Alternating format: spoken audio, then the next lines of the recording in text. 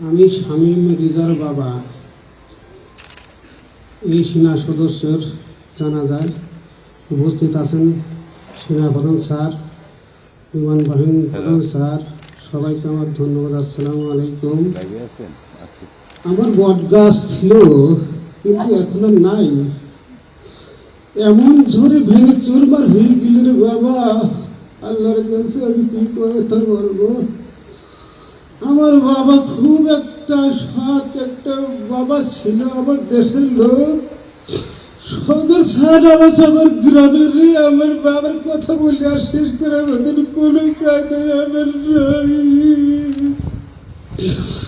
আমার বাবা এমন একটা কথা বলে গিয়েছিল, যাওয়ার সময় বলছিল, বাবা তুমি চিন্তা করো না, তোমার বদন আমি যাতেছি তার ছোট ভাইয়ের একটা পথ ধারণের জন্য এই কথা বলে গেছিল। আসার পর আমি একটা পথ ধারাবো, আমার মেয়ে ছোট তাকে বলে গেছে, আপু চিন্তা করো না, আমি তোমার জন্য বিয়ের একটা হার নিয়ে আসবো।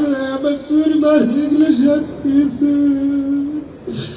আমার সরকারের কাছে আবেদন, আমার ছেলে তো আশা করেছে, এটা আশা পূরণ করার জন্য খুব আমি একটা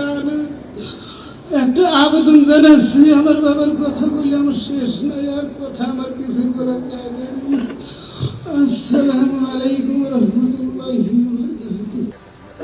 মরহুম কর্পোরাল মাসুদ রানা দীর্ঘ 19 বছর বাংলাদেশ সেনাবাহিনীতে কর্মরত ছিলেন।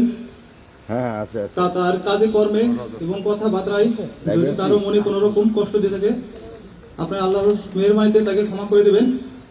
এবং তার কাছে যদি কোনো দেনাপানা হয়ে থাকেন, আমার কাছে বলতে পারেন এবং নানবীরের সিওর স্যারের কাছে বলতে পারেন। আমার বড় ভাইয়ের একটি 8 বছরের কন্যা সন্তান রয়েছে। সর্বশেষ আপনারা সবাই আমার বড় ভাইয়ের জন্য দোয়া করবেন এবং আমার পরিবারের জন্য দোয়া করবেন। আমি মিজানুর রহমান, নিহত সৈনিক মমিনুল ইসলামের ভগ্নিপতি। আমি তার বিষয় ওনার কাছে যদি কোনো উনি দীর্ঘ 16 বছর থেকে এই সেনাবাহিনীতে কাজ করে আছেন।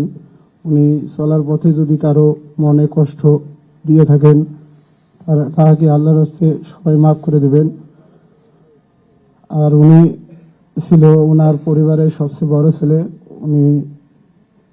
উনি বড় ছেলে, ওনার একটা ছোট ভাই, একটা বোন এবং স্ত্রী, 2টা সন্তান, একটা 2 বছর আর একটা 12 বছর।